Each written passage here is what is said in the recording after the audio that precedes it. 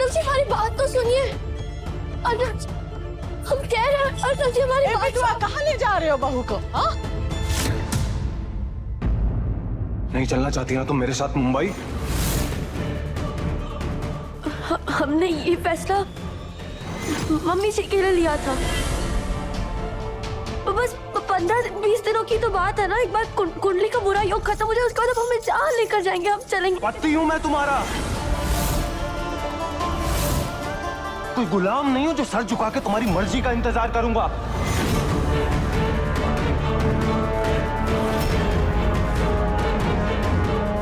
हमने कब कहा ऐसा? ऐसा कहा नहीं, लेकिन अच्छे से समझ में आ रहा तुम कहना क्या चाहती हो। आखिरी बार पूछ रहा हूं पल्लवी, तुम मेरे साथ मुंबई चलोगी या नहीं चलोगी?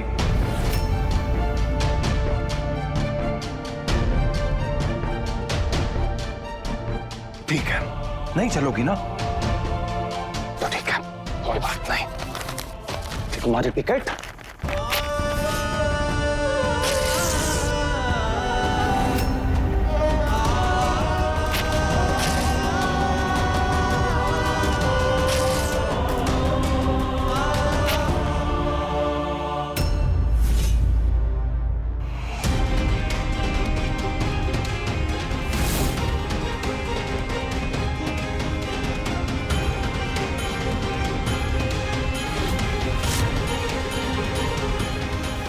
अब तक तुम मेरे साथ नहीं चलना चाहती थी ना, लेकिन अब मैं खुद तुम्हें अपने साथ नहीं लेके जाना चाहता।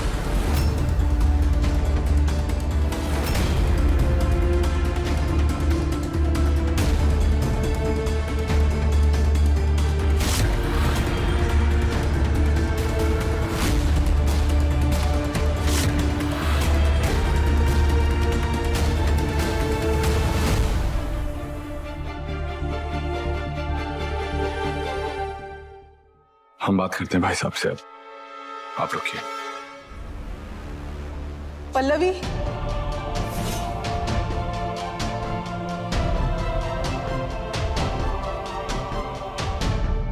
माँ, बड़ी माँ, माँ लोग बैठे, हम मुंह धोकर।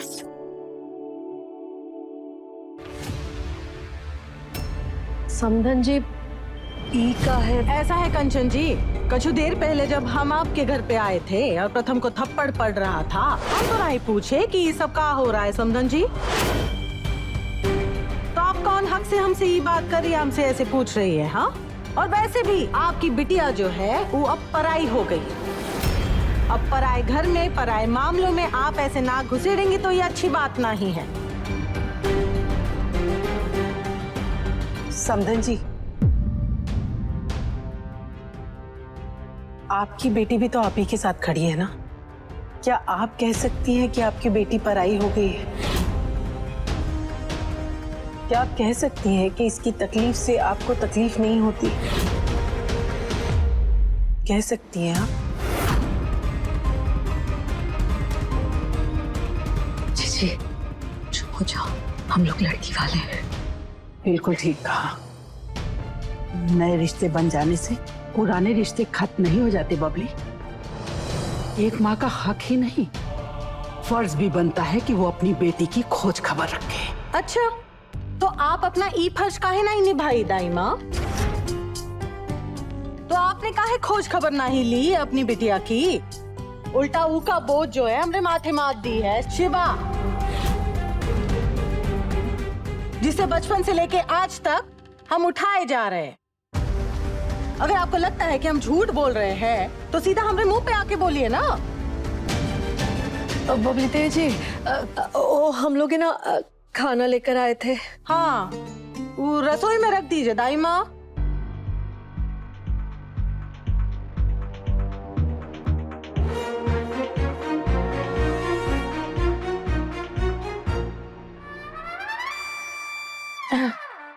मम्मी, क्या कांड कर डाला तुमने? तो दोनों लवर्स के बीच में कांडी हो गया है। तो चुनौती किसने दी थी? हाँ, हम तो जीत गए।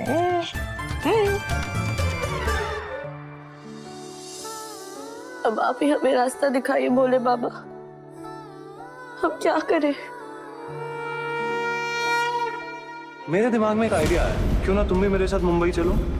आप अपनी इस बहू को खुद अपने से दूर कभी मत करना, नहीं तो आपको इसके दुष्परिणाम भुगतने पड़ सकते। आपको कुछ करने की जरूरत नहीं है। हम अर्नव जी के साथ मुंबई नहीं जाएंगे।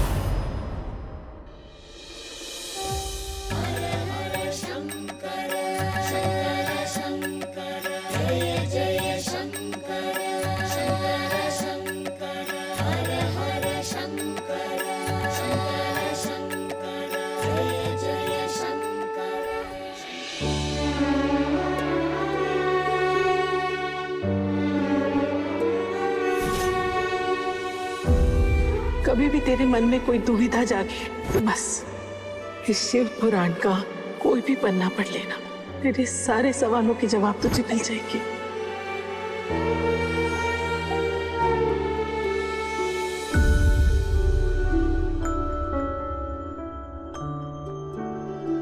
सती जी शिव जी से कहती हैं, हमारे पिता महाराज दक्ष ने यज्ञ का आयोजन किया है।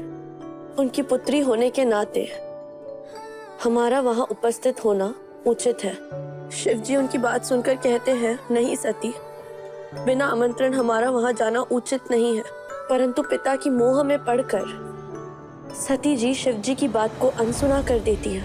महाराज दक्ष की सभा में पहुंच जाती है। वहां उन्हें अपने ही पिता के हाथों अपमानित होना पड़ता है, जिसे वो सह नहीं पाती और यज्ञ की आग में कूदकर अपनी जान दे देती है। इसका मतलब हुआ सती जी को शिव जी की बात मान लेनी चाहिए थी।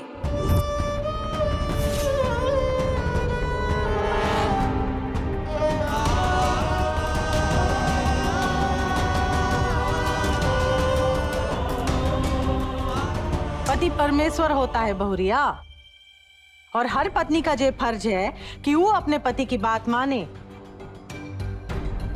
वो की परछाई बन के रहे। अगर पति चले तो चले, पति रुके तो रुके। हर औरत को अपने धर्म का पालन करना ही चाहिए।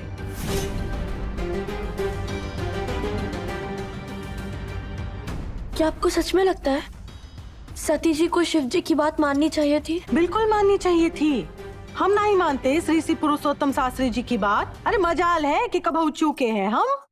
अरे शादी के बाद हर औरत के सारे रिश्ते अपने पति से जुड़े होते हैं।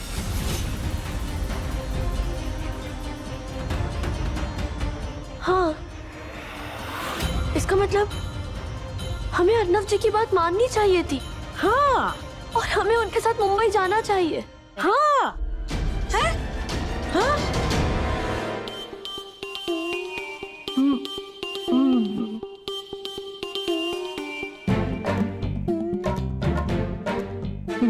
बिटिया, वो पंडित जी वाली बात का क्या करोगी? उसकी चिंता आप मत कीजिए समधन जी। मत बोल। जी वो दाइमा ने हमें सब कुछ बता दिया। अच्छा, हमने अपने पंडित जी से बात भी कर ली है। उन्होंने कहा है कि बस एक छोटी सी पूजा करानी होगी, कुंडली का दोष खत्म हो जाएगा, आपको कुछ नहीं होगा। सच्ची बड़ी माँ? ये तो बहुत अच्छी खबर सुनाई है आप। हाँ, अरे हम भी तो यही चाहते हैं कि अर्नव और पल्लवी दोनों साथ साथ जाए मुंबई, खुशी खुशी जाए। हाँ लगता है माता रानी ने हमें सुन ली। थैंक यू मम्मी जी। है मेरी बहुरिया।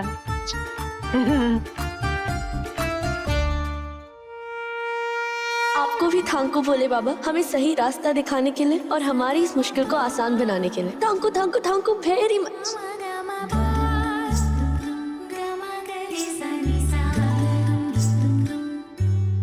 हम अर्नव जी को बता के आते हैं। हम लोग माता रानी। हाय माता रानी, कब कुछ नहीं मम्मी, तुम अपना नाम बदल लो, क्योंकि क्या है ना कि तुम्हारा प्लान अब तो फुस हो गया। फुस की देवी रख लो तुम।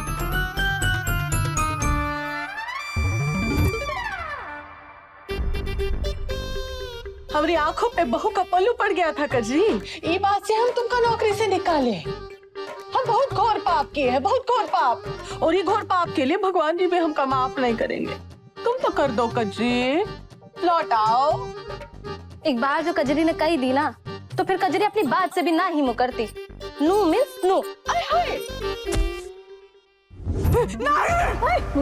मम्मी नहीं नहीं नहीं हो सकता। हम बाजी हार सकते हैं लेकिन खेल नहीं, काहे कि ये खेल अभी तक खत्म नहीं हुआ है। हम भी देखते हैं पल्लवी मुंबई कैसे जाती है। एक बार पल्लवी जी को समझने की कोशिश कीजिए भाई साहब। अगर पल्लवी जी की नजरों से देखने की कोशिश करेंगे तो समझ पाएंगे। एक जगह अम्मा की जिंदगी है और दूसरी जगह उनकी अपनी खुशी। अम्मा जी को वहम हो गया है, इसमें पल्लवी जी की क्या गलती है भाई साहब? तुझसे पूछा मैंने कुछ। शिवा, मेरा ये पर्सनल मैटर है, तू इसमें बीच में मत पड़, समझा? हम आपके साथ मुंबई आ रहे हैं नव जी। मम्मी जी ने खुद कहा है कि हम आपके साथ मुंबई चल सकते हैं। ओह, गुड, वेरी गुड। बट क्या है ना कि मैंने अपना प्लान चेंज कर लिया है। अब मुंबई में अकेला ही जाऊंगा, और वैसे भी अब तो मैं तुम्हारी टिकट ही फाड़ चुका हूं, तो अब कुछ भी नहीं हो सकता।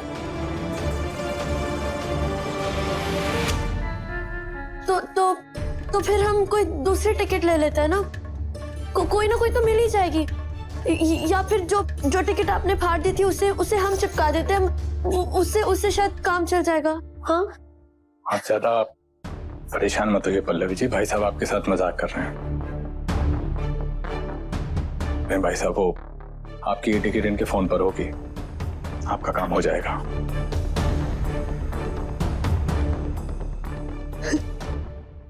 सच्ची? तो फिर से पैकिंग कर लेते हैं। ठीक है भाई साहब, फिर आप लोग पैकिंग कर लीजिए, हम बाहर चलते हैं। अब सुन ना, मेरे वो कुछ पुराने कपड़े हैं जो मैं पहनता नहीं हूँ, तू ले जा, तेरे काम आ जाएंगे।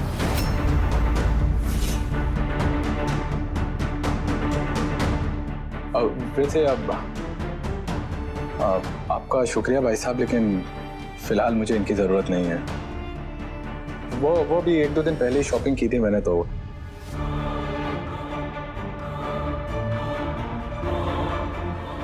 ओहो, एटीट्यूड शिवा, नाइस। वैसे दिख रहा है कितनी शॉपिंग की है तूने। कोई बात नहीं, तुझे कपड़े नहीं पहनने ना, इधर जाके मम्मी को दे दे, पोछे के काम आ जाएंगे।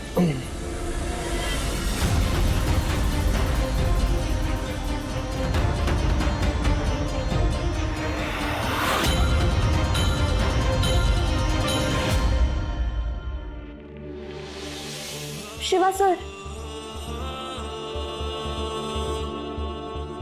वो हम आपको एक बात बता देना चाहते हैं पल्लवी जी। हमें ना बाकी लोगों से फर्क नहीं पड़ता है, लेकिन जिसने हमें दोस्त कहा है, अगर वही हम पर दया दिखाएगा तो हमें अच्छा नहीं लगेगा, और हमें उसकी जरूरत भी नहीं है। इसलिए प्लीज। दोस्ती अभी नहीं है, शायद इसीलिए अपनी दोस्त की आंखों को पहचानने में आपसे गलती हो रही है। जिसे आप दया समझ रहे हैं वो दया नहीं है, फिक्र है। अपने दोस्त के चेहरे से मुस्कान को गायब होते देखा तो उसे लौटाने की एक कोशिश करने चले आए।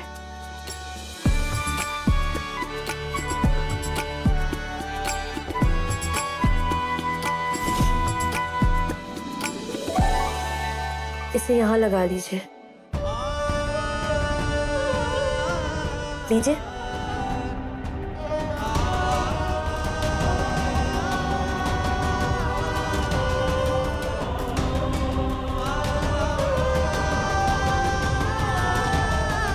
लगा लीजिए।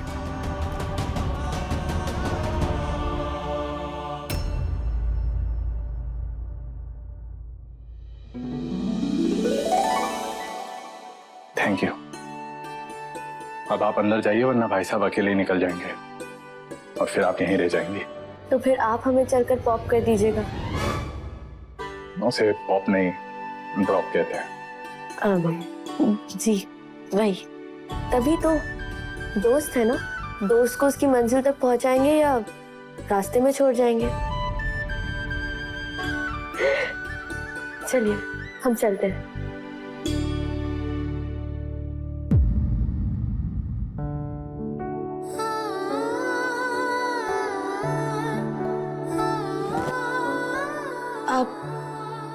आप अब भी नाराज हैं हमसे? प्लीज हमें माफ कर दीजिए ना। अब हमसे जो कहेंगे ना हम वो करेंगे, पक्का। अब आप कहिए हम कान पकड़कर उठक बैठक करें? नहीं नहीं, ये सब करने की जरूरत नहीं। तो फिर बताइए ना हम क्या करें जिससे आपका मूड ठीक हो जाए।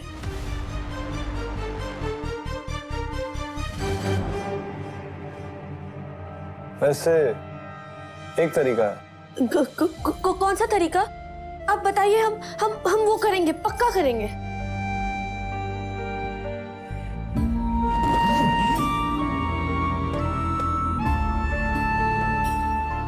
ये पहन कर आओ। ये क्या है?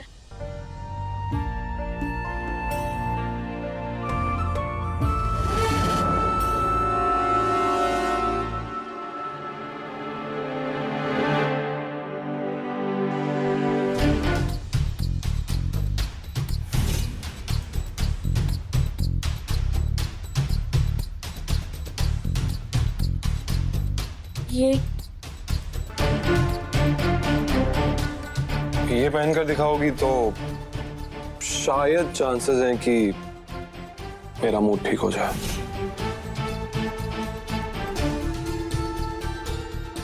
लेकिन ये कैसे पहनेंगे हम? अभी तो तुमने कहा कि तुम कुछ भी करोगी। हाँ लेकिन ठीक है, अब तुमने डिसाइड कर ही लिया कि तुम्हें कुछ करना ही नहीं है, जो मैं कहूंगा तो कोई बात नहीं। ठीक है, हम पहनेंगे, लेकिन पहनते ही उतार देंगे। मतलब ज्यादा देर तक नहीं पहन पाएंगे। ठीक है? है? तुम पहनो तो सही।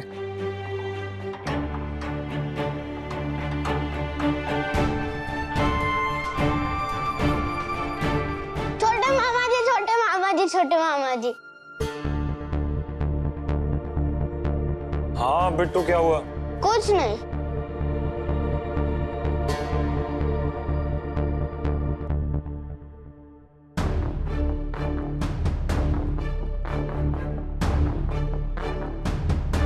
बिट्टू बेटा, मैंने कितनी बार समझाया ना, बच्चों को ज्यादा फोन नहीं चलाना चाहिए। लेकिन मैंने ज्यादा कहाँ चलाया, मैंने अभी तो लिया है।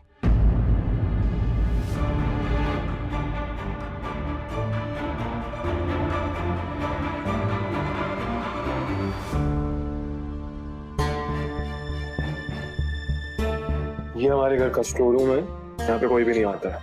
यहाँ चेंज कर लो। हाँ, लेकिन आप भी तो जाइए। अब या ऑफ कोर्स, 10 मिनट में आ रहा हूँ, बी रेडी।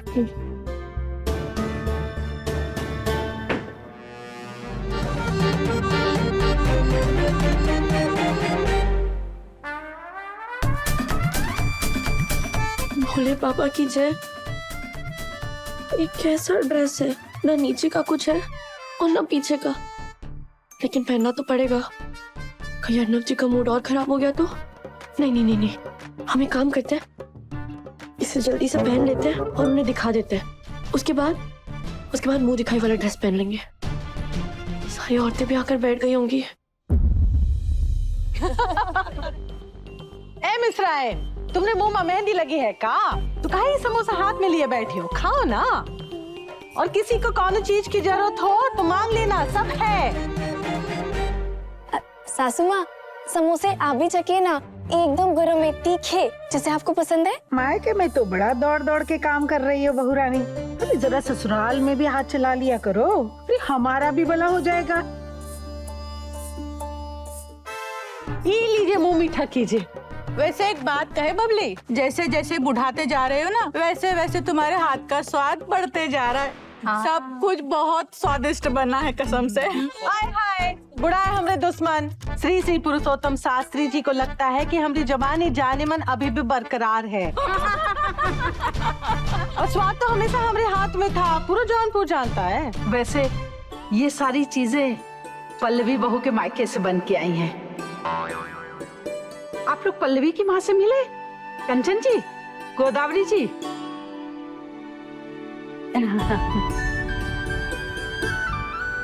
वैसे हम तो जिंदगी भर से दाल चावल ही बनाते आए हैं, वो तो पल्लवी ने हमको ये सब बनाना सिखाया है, इसलिए बना लेते हैं। तुम्हारी तो किस्मत चमक गई बबली, है ना? थोड़ा कुछ अपनी बेटी को भी सिखा दिया होता। हमारी सास का हमारी बुराई के लिए में कुछ सोचता ही नहीं है। ससुराल में भी जान खा रही है और यहाँ प्राण पी रही है। बहू को तो बुलाओ, तैयार हुई कि नहीं? तैयार हो रही होगी। हाँ नहीं नवेली दुल्हन है, थोड़ा समय तो लगता है ना। तो ठीक है ना, तब तक हम दहेज देख लेते हैं। हाँ ये भी सही है। हाँ ये भी सही रहेगा। तब तक बहुरिया तैयार होके आएगी, वो दहेज का सामान जो है दूसरे कमरे में। आओ चलो।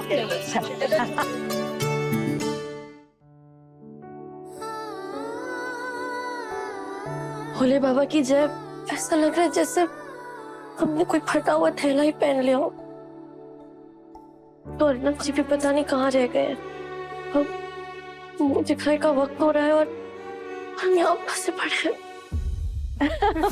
वैसे तो सारा जौनपुर जानता है हमारा घर जो है दहेज के कितने खिलाफ है। हाँ लेकिन हम बहुरिया का परिवार पीछे पड़ा, कहने लगी दहेज नहीं प्रेम है, कैसे मना करे। हाँ ये अर्नब जी यहाँ क्यों नहीं रहे हैं? मैं मुंह दिखाई के लिए तैयार भी होना है।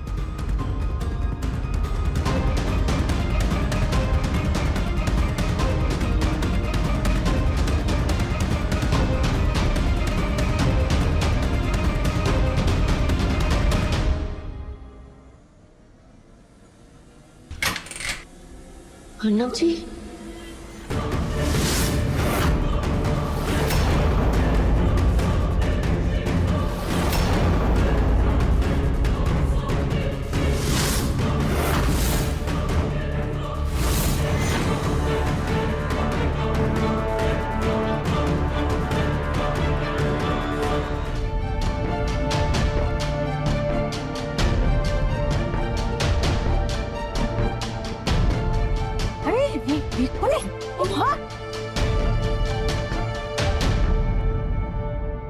कहाँ हुआ बबली?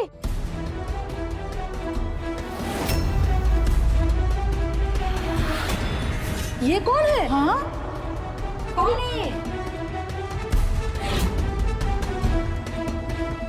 अरे समदन जी, ये तो आपकी बहू है ना?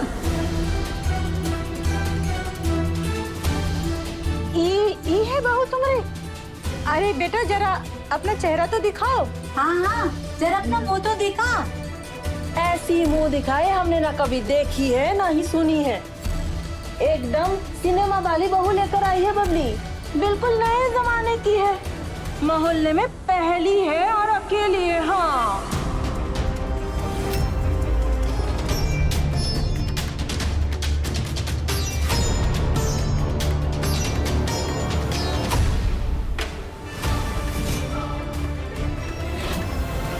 अरे मोहल्ले में क्या, पूरे जौनपुर में बबली देवी जैसा काम कोई करती है क्या?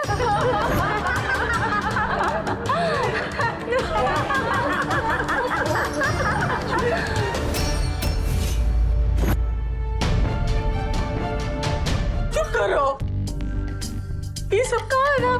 चलो बके जा रहे हो? हाँ ये हमारी बहू है, ये हमसे पूछे है का? ये हमारी बहू नहीं है। कौन है? कौन है तू?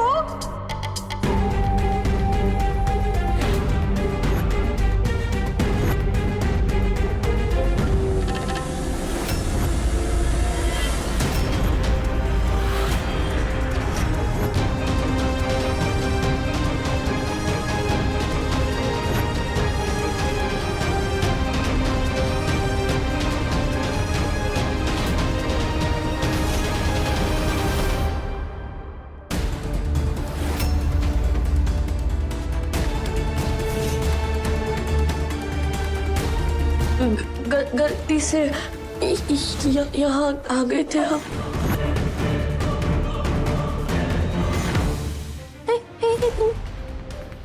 सुगंधा, मम्मी ये तो हमारी सहेली सुगंधा है। सुगंधा तुम यहाँ क्या कर रही हो? ये बताओ तुमने अपने चेहरे पे सिंदूर काहे लगा लिया?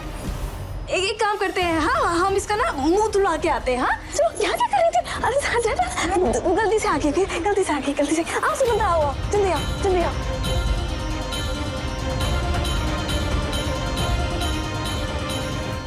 चलो चलो सब बाहर चलो, सबसे पहले मुंह दिखाई करते हैं। देखा जीजी, ससुराल के पहले ही दिन इसने नाक कटवा दी हमारी। कंचन, माना कपड़े थोड़े अलग थे, पर इसमें नाक कटवाने वाली क्या बात है? अरे हो सकता है दामाद जी ने कहा हो। अरे अब तो हर बात में उसी का पक्ष लेती हो। अभी तक नाक नहीं कटवाई ना, तो अब जब नीचे तैयार होके आएगी तब हमारी नाक कटेगी, लोग पहचान ही लेंगे उसे। अपनी बेटी को इतने हल्के में मत दो कंचन। मतलब जब वो आएगी ना तब खुद समझ जाओगी। चलो चलो। हाय हाय, क्या कर डाला? आज तो आपने वो कर डाला है जो दुनिया में कोई नहीं कर सकता था। पूरे मोहल्ले के सामने हम शास्त्री की नाक कटवा दे। अब बताओ, नई बहू कहाँ से लाए हम? बताओ, मुंह दिखाई के लिए बताओ। आप बस हमें बस 5 मिनट दीजिए, हम अभी तैयार होकर आते हैं। तैयार? कितना तो तैयार हो और कितना तैयार होगी तुम? हैं? अब क्या भेस बदल लोगी? देखो, जो कपड़ा होना था ना सो तो हो गया। आप बस हमें 5 मिनट दीजिए, बस 5 मिनट। तैयार ये बोले पापा, तू ही संभाल अब।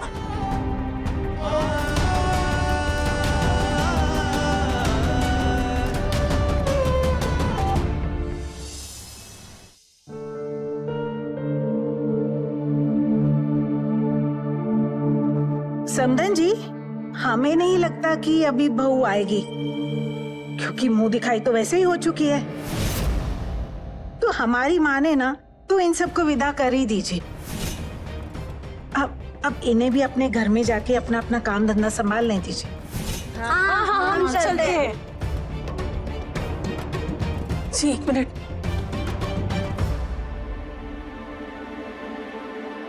जी आ गई पल्लवी।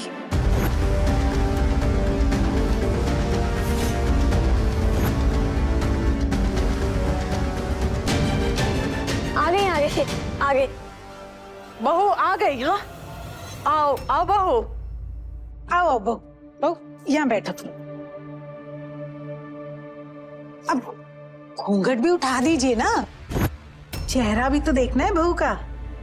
हाँ उठाए थे है, घूंघट उठाए रहे। हाँ। कुछ नहीं होगा।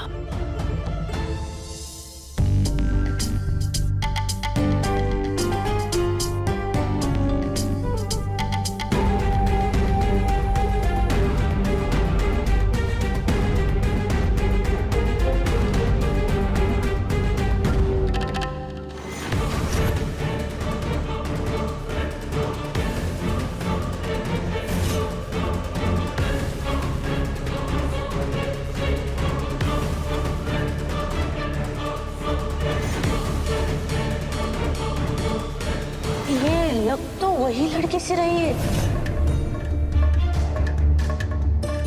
अरे तो परेशान क्यों होती हो, हम देखकर बता देते हैं। अरे बहू जरा देखो तो इधर, अरे हमारी आंखों में देखो ना। नहीं नहीं? क्यों? हम आपके चेहरे की तरफ नहीं देख सकते आंटी जी। क्या खराबी हमारे चेहरे में? खराबी नहीं, तेज है आपके चेहरे पर, वैसा ही तेज जैसा देवियों के चेहरे पर होता है। माँ दुर्गा के चेहरे पर, माँ लक्ष्मी के चेहरे पर, माँ सरस्वती के चेहरे पर। अभी जब हमने आपकी तरफ देखा तो ऐसा लगा जैसे एक साथ हजारों चमकते सितारों की किरणें हम पर पड़ गई। थोड़ी देर पहले ही तो देखा था हमने शीशा, हमें तो ना दिखा कोई तेज वेज। हीरा अपनी परख खुद कहाँ कर सकता है आंटी जी, उसे भी तो जोर ही बताता है ना कि वो कितना कीमती है। हीरा, तुम्हें हमारी सास। कह तो तुम बिल्कुल सच रही हो।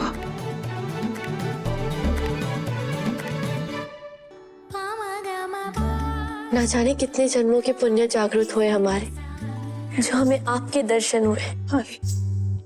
हमें आशीर्वाद दीजिए आंटी जी, एक बार हमारे सर पर हाथ रख दीजिए, हमारा भी जीवन संवर जाए।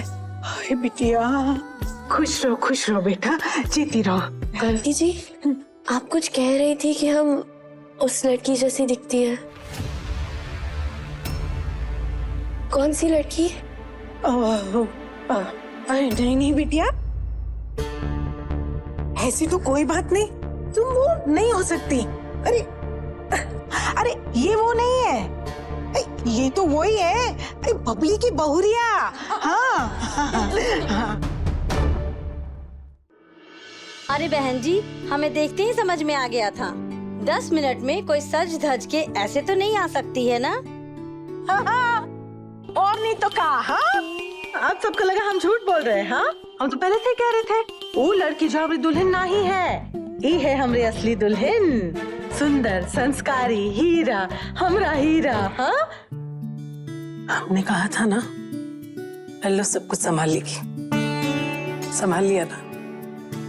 आय हाय, तुम तो बहुत सुंदर हो बिटिया। अच्छा ये लो मुंह दिखाई, खुश रहो। अच्छी है ना? बहुत सुंदर है।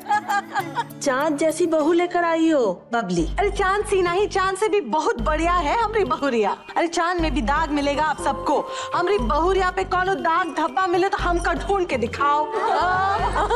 अरे बहू तो लाखों में एक है, पर बबली झिलमिल बता रही थी कि बहू बॉम्बे जा रही है।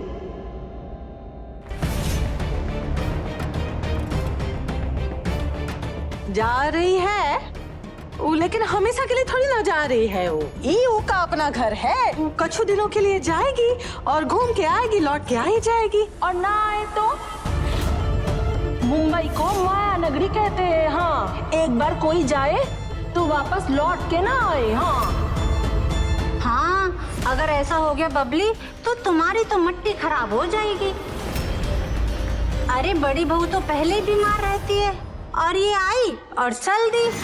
लो, घूम फिर के कोल्लू का बैल तो तुम ही बनी रहोगी।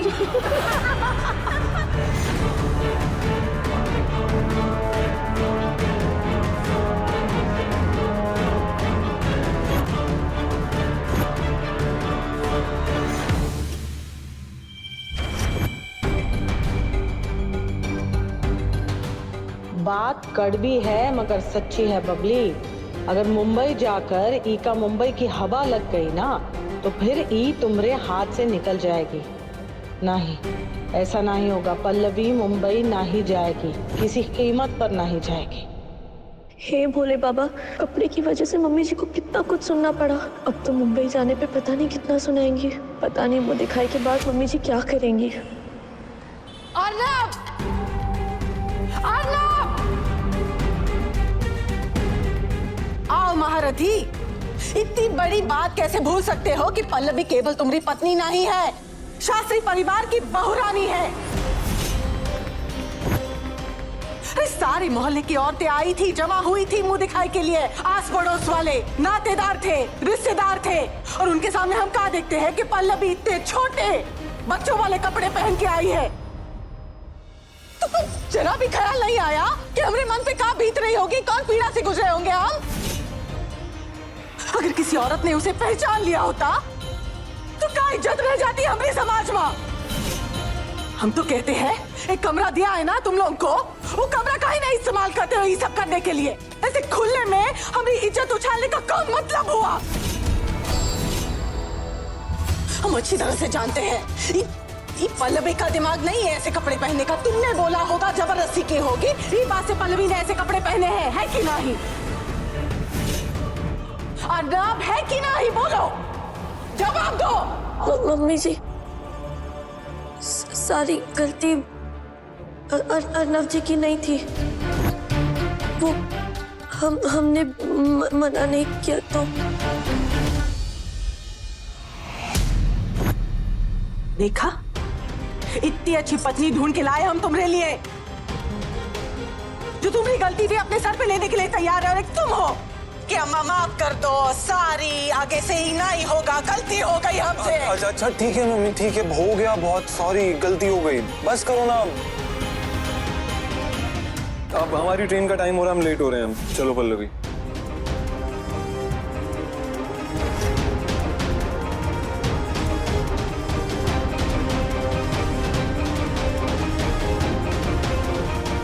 जाओ, जाकर अपनी तैयारी करो।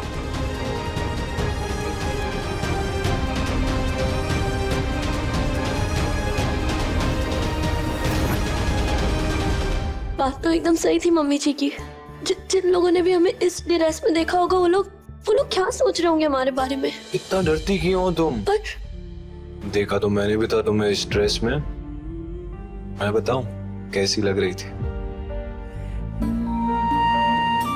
आप तो रहने ही दीजिए। आप ही की वजह से ना ये सारी कंपटीशन हुई है। You mean complications? जी वही।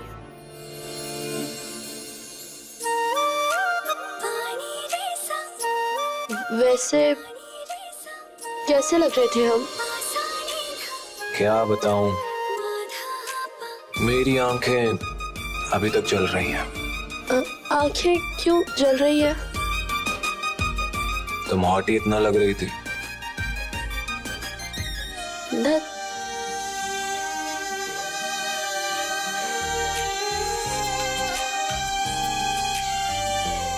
मुंबई चलो तुम, बताता हूँ तुम्हें। वहां पे ना मम्मी होंगी ना मोहल्ले की आंटियां, वहां होंगे सिर्फ तुम, मैं और ढेर सारा रोमांच।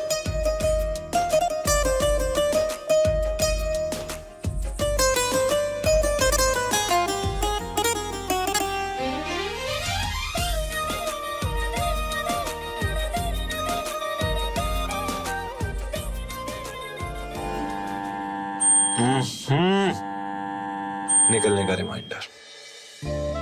अब बाकी सारा रोमांच मुंबई में।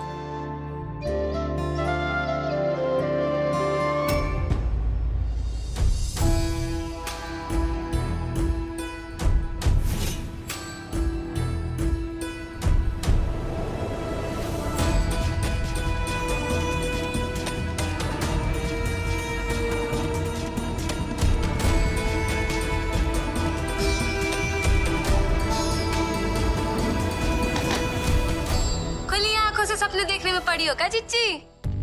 चलो फोटो। कजरी आ गई? हाँ आए हैं, मगर जाने के लिए। जाने के लिए मतलब? फटाफट हमारा हिसाब कर दो। हम कहाँ जा रहे हैं? गाँव का है? हमारी मर्जी। सांस लगी हो क्या हमारी? जो सबको तुमको बता के जाएंगे। हमारा मन 15 दिन बाद लौटेंगे। क्या हुआ? सांप सूंघा? निकाली तो बड़ी तहस में थी कि हमारी बहू रानी आ रही है, हमारी परमानेंट नौकरानी। अब तुम्हारी कोनो जरूरत नहीं। अब क्या हुआ? और सुना है वो भी फुर हो रही है। और हाँ, अपना ना QR कोड भेजे तुमको। फटाफट हमारा बचा वो पैसा ट्रांसफर कर देना तुरंत। शाम तक निकल जाएंगे हम। हाँ राम राम।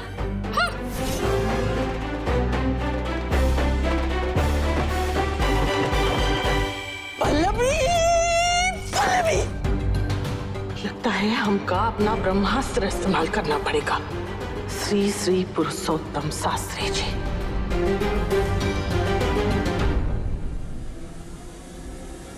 हमका जो कछु कहना था हम कह चुके। अब आप रोक लीजिए उनका। किसी भी हालत में हमरी बहुरिया बम्बई ना ही जानी चाहिए बस।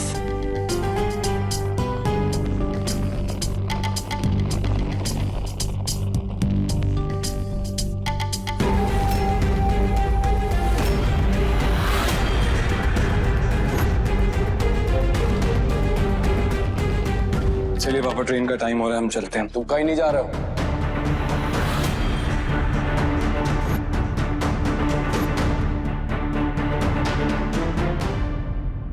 क्या हुआ पापा?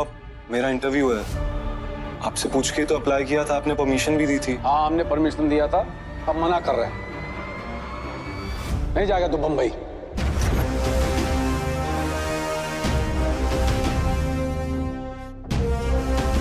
पापा लेकिन बात क्या, बताइए तो सही, हुआ क्या?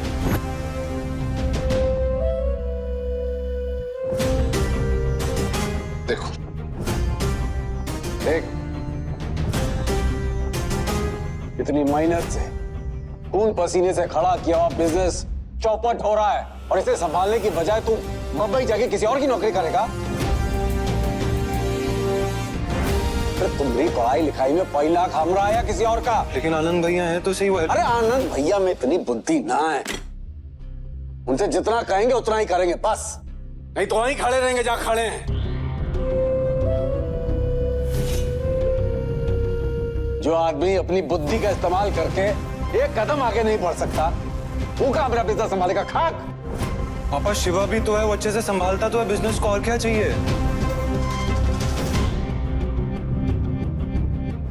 एक बाप को अपने बेटे से उम्मीद होती है, किसी गैर से नहीं। और शिवा हमारा बेटा ना है, तू है हमारी औलाद और हमारी उम्मीद तुझसे है। इसीलिए तू कहीं नहीं जाएगा, तू यहीं रहकर हमने बिजनेस में हमारा हाथ बटाएगा बस।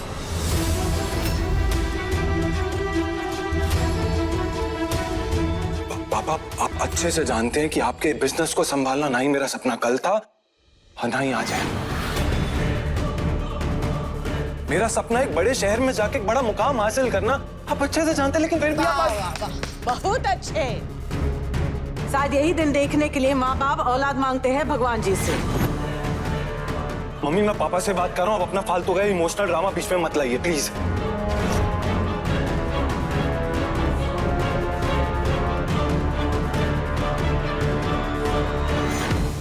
ए बहुरिया, सुना तुमने?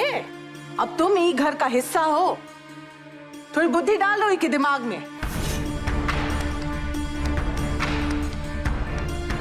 मम्मी जी,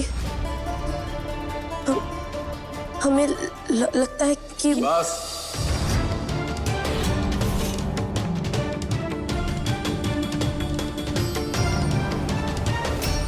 ये घर न पहले कभी औरत की राय से चला है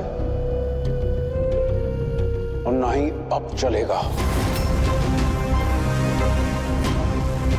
एक बार हमने जो कह दिया सो कह दिया। जाओ सामान भीतर रखो।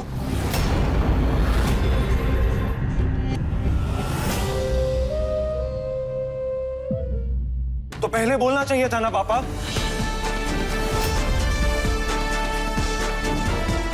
कि जो आजादी मैं तुम्हें दे रहा हूं सिर्फ दिखावे की है, इसका रियलिटी से कोई लेना देना ही नहीं है।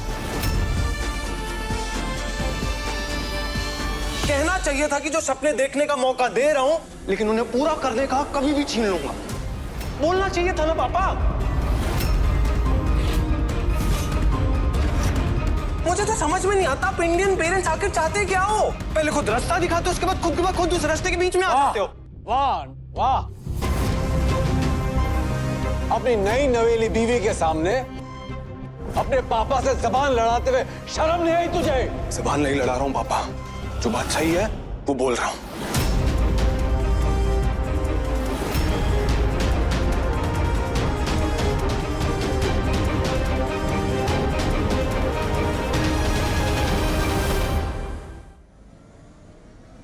सॉरी, बट मैं आपकी ये विश पूरी नहीं कर सकता हूं।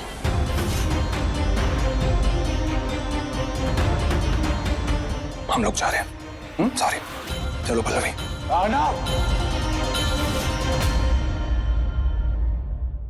ये क्या हुआ भगवान? श्री श्री पुरुषोत्तम शास्त्री जी भी फेल हो गए, अब ब्रह्मास्त्र से बड़ा अस्त्र कहाँ से लाएंगे हम? रुकिए अर्नव जी,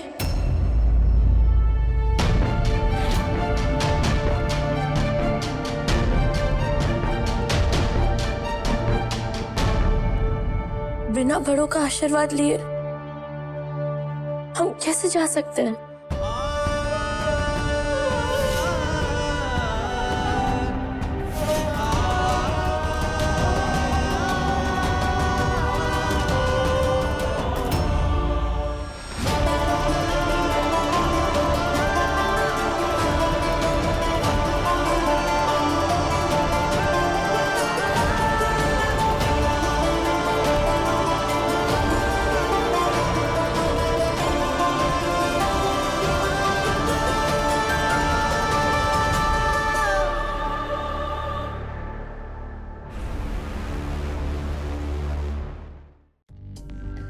सुनिए तो, ये बच्चों ने फैसला ले ही लिया है जाने का, तो उनका मन खट्टा नहीं करते हैं। अच्छे से आशीर्वाद देके इनको विदा करते हैं।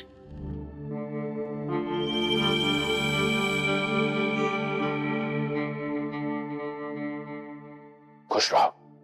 और बहुरिया, अपने बाबूजी की बात का बुरा नहीं मानना। वो अपने काम काज को लेके थोड़े परेशान हैं और कोनो बात नहीं। मम्मी के दिमाग में चल क्या रहा है? पल्लवी को जाने देने के लिए मान कैसे गई? चिंता ना करें बाबूजी, हम पहले से ज्यादा मेहनत करेंगे और आपको शिकायत का मौका नहीं आने देंगे।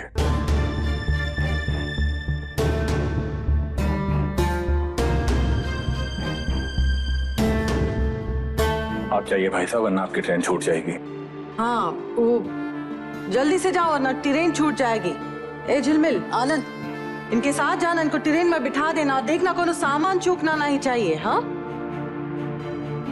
मुंबई जैसे पहुंचोगे हमको खबर कर देना, इंतजार रहेगा। जी जी मम्मी जी।